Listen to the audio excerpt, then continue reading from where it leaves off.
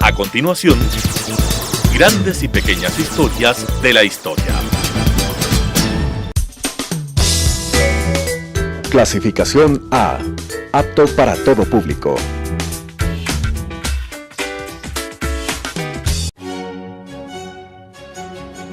La historia está hecha de lo que unos quisieran olvidar y lo que otros no pueden olvidar.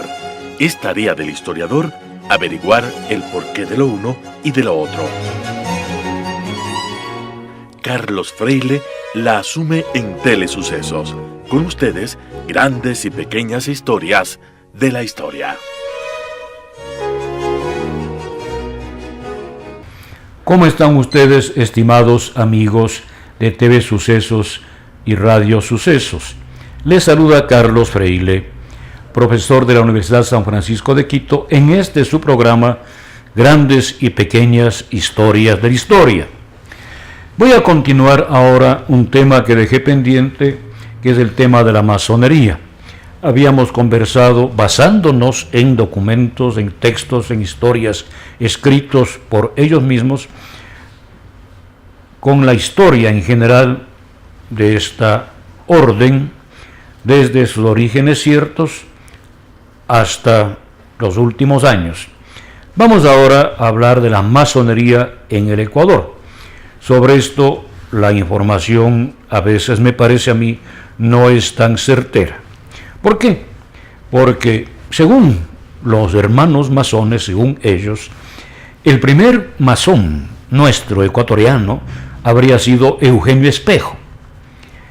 ¿Por qué? Hay varias razones para dar esta afirmación. En primer lugar, se dice, y esto está escrito, está publicado, que la Escuela de la Concordia, fundada por Eugenio Espejo precisamente, habría sido una logia fundada por Eugenio Espejo. En primer lugar, se argumenta que el tema de la concordia era un tema masónico. Por consecuencia, si alguien funda una escuela de la concordia, tenía que ser masón. Como ustedes comprenderán, este argumento no es apodíctico, no prueba la afirmación, porque en esa época, en el siglo XVIII, en diferentes lugares, circunstancias, círculos, academias, etc., se hablaba de la concordia.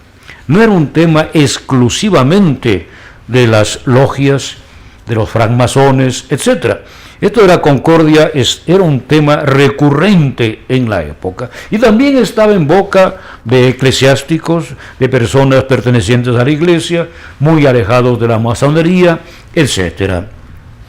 Por consiguiente, ese primer argumento de que el nombre mismo de la Escuela de la Concordia señalase una pertenencia masónica de Espejo, me parece a mí que no es contundente. Además, tengamos en cuenta otra cosa. La Escuela de la Concordia no era una sociedad secreta, era una sociedad abierta. Tan es así que nosotros conocemos, al menos según algunos autores, Gonzalo Rubio Orbe entre ellos, cuáles fueron los personajes inscritos en esta sociedad. Era algo abierto, que después esa sociedad, que nosotros, dicho sea de paso, no sabemos si llegó a funcionar de verdad, no hay ninguna documentación que esto lo afirme. Alguien dirá, eso es una prueba de que era secreta. Sin embargo, se abre con el nombre de Sociedad Patriótica de Amigos del País de Quito, más o menos con los mismos personajes, uno más, uno menos. En las dos listas a veces se repiten, digamos, casi todos los nombres se repiten, pero alguno falta en la una y otro falta en la otra. En todo caso, la Sociedad Patriótica de Amigos del País, que es la que también se llama Escuela de la Concordia en algunos textos de historiadores ecuatorianos, era una sociedad abierta. En ella estaba, por ejemplo, el presidente de la audiencia, estaba el obispo de Quito, José Pérez Calama, etc. Y además, en la lista de miembros de la Escuela de la Concordia, según Gonzalo Rubio Orbe, estaba también una mujer, la rebambeña doña Magdalena Dávalos y Maldonado. sobrina del sabio Pedro Vicente Maldonado. Y sabemos nosotros que en esa época, en las logias que venían, sobre todo de Inglaterra, las que tenían la obediencia de Escocia, el rito escocés, o de Inglaterra, el rito de York, no admitían mujeres. Esto se podrá obviar por lo que se suele decir como segundo argumento para afirmar que Eugenio Espejo era pues masón. Eugenio Espejo, y esto es verdad, viajó a Santa Fe de Bogotá en 1789 acompañando a su amigo Juan Pío Montúfar y Larrea, segundo marqués de Selva Alegre, y acompañado por su hermano Juan Pablo, el sacerdote. Entonces, algunos dicen que en este viaje a Bogotá, se habría iniciado en las sociedades secretas. Pero ¿cuál es la dificultad? Es cierto que Eugenio Espejo se conoció con Antonio Nariño y con Antonio Sea. También es cierto que Nariño fundó una sociedad que se llamó el Arcano Sublime de la Filantropía. Todo esto es verdad. Espejo en Santa Fe de Bogotá, amigo de Nariño, Nariño funda el Arcano Sublime de la Filantropía, etc. Lo que no es probado, y me parece a mí que no tiene fundamento, es que Espejo se ha iniciado en la masonería. ¿Por qué? Porque según el connotado estudioso de la masonería, masón él también, don Américo Carnicelli, en su obra La masonería en Independencia de América, 1810-1830, tomo primero, publicado en Bogotá en 1979 en la página 53, nos dice que quien habría fundado la masonería en Santa Fe fue el médico francés Luis Francisco de Rieux, llamado también de los Ríos o Ríos en los textos españoles. Él habría iniciado a Nariño y Nariño a Espejo. Pero aquí hay un problema que no se puede obviar, un problema que es el de la cronología. La cronología no concuerda, porque nosotros tenemos la constancia por innumerables documentos que Espejo estaba en Quito ya para 1791. Aquí había regresado, ¿no?, de Santa Fe y estaba realizando una serie de actividades. Por ejemplo, había sido nombrado bibliotecario de la primera biblioteca pública que se fundó en nuestro país con los libros de los jesuitas expulsados en 1767. Hay una serie de documentos de Espejo en que primero presenta documentación para ser nombrado bibliotecario, entre otros documentos, por ejemplo, un amparo de nobleza por parte de su madre, doña Catalina Aldaz y Larraíncar. Por otro lado, también se conservan las solicitudes para que le paguen el sueldo, que al final nunca le pagaron ni un mes. Entonces tenemos nosotros esa constancia de que estaba aquí Espejo para 1791. Y recién en esa época llega el señor Rieux a Santa Fe de Bogotá. Y esto no lo digo yo, lo dice el señor Américo Carnicelli. Por consiguiente, la relación entre Espejo y Rieux o Ríos es imposible, por motivos cronológicos. Indudablemente que ya en tiempos de la independencia los enemigos de los próceres, por ejemplo, el señor Pérez, que escribió unas cartas contra los próceres, ya dice que se encontraron allá con masones, pero no hay pruebas de esto. Son solamente dimes y diretes, porque después sí, más tarde, del 91, el 92, el 93, se van formando allá, posiblemente en Santa Fe, algunas logias o alguna logia, y las noticias llegan a nuestro país de que se había fundado una logia, pero no hay esa constancia fidedigna de que Espejo haya ingresado. Vamos después a hablar de otro tipo de logias que se fundaron fuera de nuestra América y que llegaron después acá. Pero mientras tanto, nosotros sabemos que para 1791, además, Eugenio Espejo ya había fundado la Sociedad Patriótica de Amigos del País de Quito. y estaba en todos los trámites para que ésta sea aprobada por el rey de España, lo que no sucedió por ese centralismo absurdo que dominaba en esa época y por ese prurito, ¿no?, de allá, de que si no se hacían las cosas de acuerdo con los modelos españoles, las de aquí no funcionaban.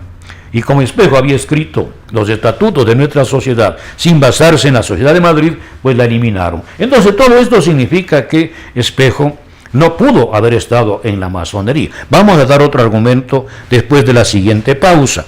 Vamos a hacer ahora, estimados amigos, la primera pausa. No se olviden, están ustedes con Carlos Freile en este su programa, Grandes y Pequeñas Historias de la Historia, comentando en este momento justamente la historia de la masonería en el Ecuador, en nuestro país, desde antes de que se funde el Ecuador, pues de cuando éramos todavía el Reino de Quito. Grandes y pequeñas historias de la historia.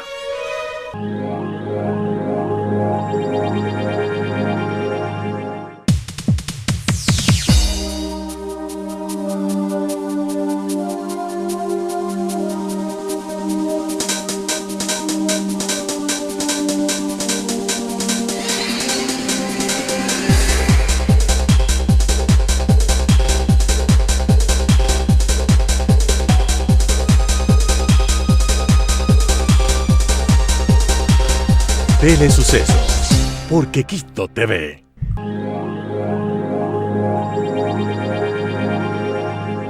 Grandes y pequeñas historias de la historia. Estimados amigos de TV Sucesos y Radio Sucesos, están ustedes con Carlos Freile en este su programa, Grandes y Pequeñas Historias de la Historia. Estoy comentando ahora el tema de la masonería en el Ecuador en base a los escritos, en base a las publicaciones que están al alcance de todos, ¿verdad? Libros de historia, etcétera, etcétera, etcétera. Mi tesis, como ustedes me están escuchando, es que Eugenio Espejo no pudo ser el primer masón ecuatoriano porque, primero, la cronología lo impide. Segundo, el tema de la concordia, o al revés, el tema de la concordia no era algo privativo de esa sociedad secreta, y también por lo que voy a decir ahora, porque Eugenio Espejo se mostró siempre un fiel hijo de la Iglesia. A mí no se me pasa por la cabeza que se pueda hablar de masonería pensando en un señor que escribió 2 cartas teológicas. Una carta teológica sobre la Inmaculada Concepción y la otra carta teológica sobre las indulgencias. Y en ambas cartas teológicas, esto es un dato importante, Eugenio Espejo defiende la creencia estricta de la Iglesia Católica y la costumbre estricta de la Iglesia Católica. No son 2 cartas teológicas críticas, no son 2 cartas teológicas en las cuales se opone o a la creencia o a la costumbre, o a la fe o a la práctica. No, al revés. Y esto no lo digo yo, porque alguien podrá decir, bueno, ¿y usted quién es para afirmar que Eugenio Espejo es fiel a la doctrina y fiel a la moral? Lo dice el arzobispo de Quito, Federico González Suárez, que en ambos casos, en ambas cartas teológicas sobre la Inmaculada Concepción y sobre las indulgencias, dice González Suárez, Espejo primero demuestra esa fidelidad, esa ortodoxia, diríamos, pero también muestra un profundo, exacto conocimiento del problema o de los 2 problemas en sí, problemas teológicos y de las fuentes. Esto es en primer lugar. No, en primer lugar es esto. Y además, en esa época, no nos olvidemos que una de las 2 cartas teológicas, la carta sobre la Inmaculada Concepción, fue solicitada a Eugenio Espejo por parte del comisario de la Inquisición, el doctor Yepes. Mal habría podido el comisario de la Inquisición en Quito, el doctor Yepes, pedir una carta teológica a un señor que no era sacerdote, y si hubiera además estado bajo sospecha de haberse apartado de alguna manera de las creencias, de las costumbres de la Iglesia Católica.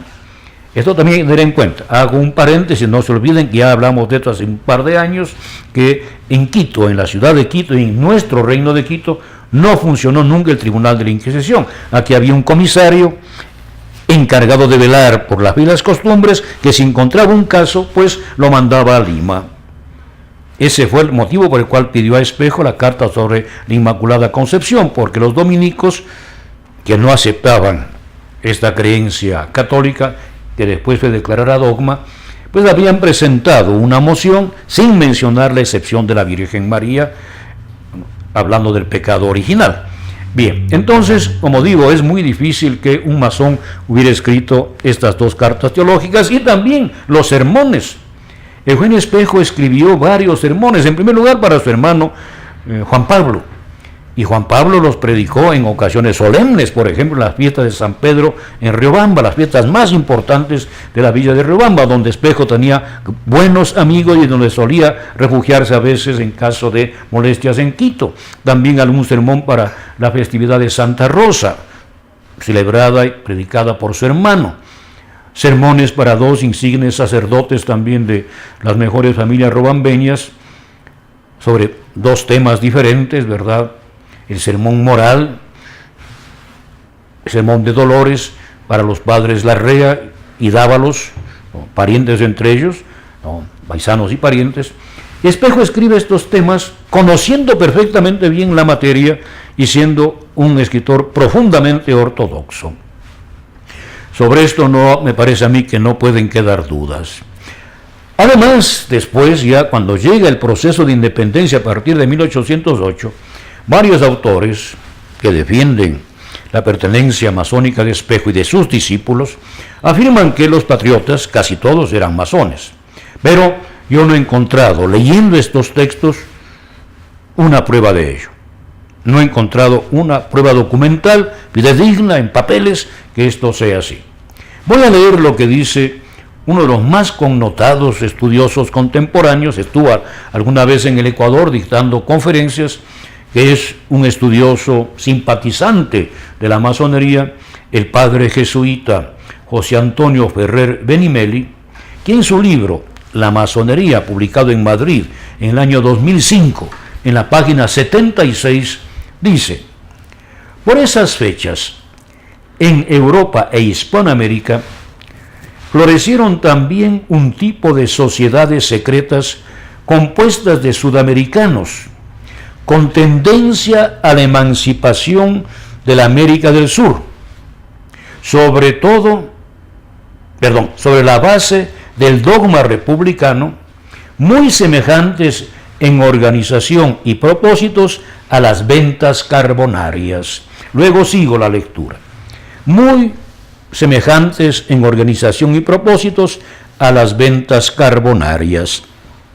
¿Qué eran las ventas carbonarias? También eran asociaciones secretas que se habían fundado en Europa, sobre todo en Italia, aunque tal vez también en algún otro país, para propiciar, en primer lugar en Italia, la unificación de Italia.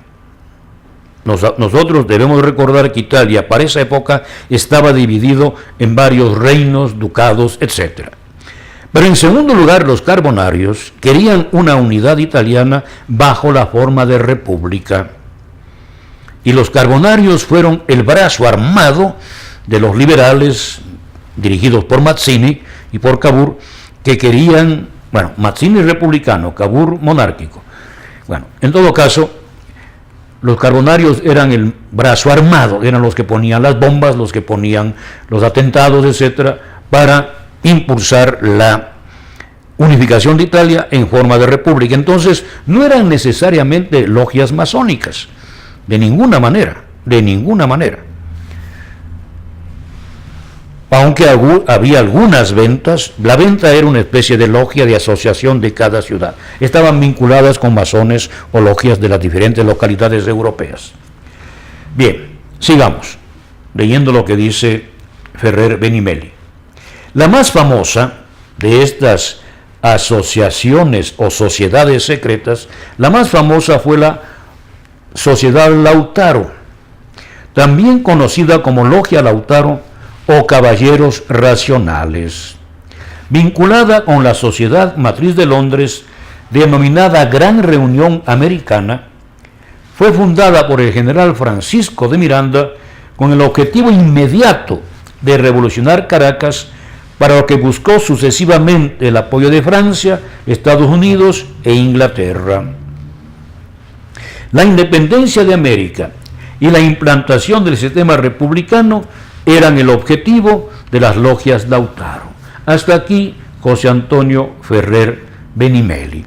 Como ustedes ven, Ferrer Benimeli afirma, y esto es verdad, nadie lo puede negar, que existía una logia llamada Lautaro, también llamada Sociedad Lautaro o también llamada Sociedad Caballeros Racionales, que estaba vinculada con otra sociedad fundada por Francisco de Miranda, Gran Reunión Americana. Pero esta sociedad estaba dedicada exclusivamente a la independencia de América.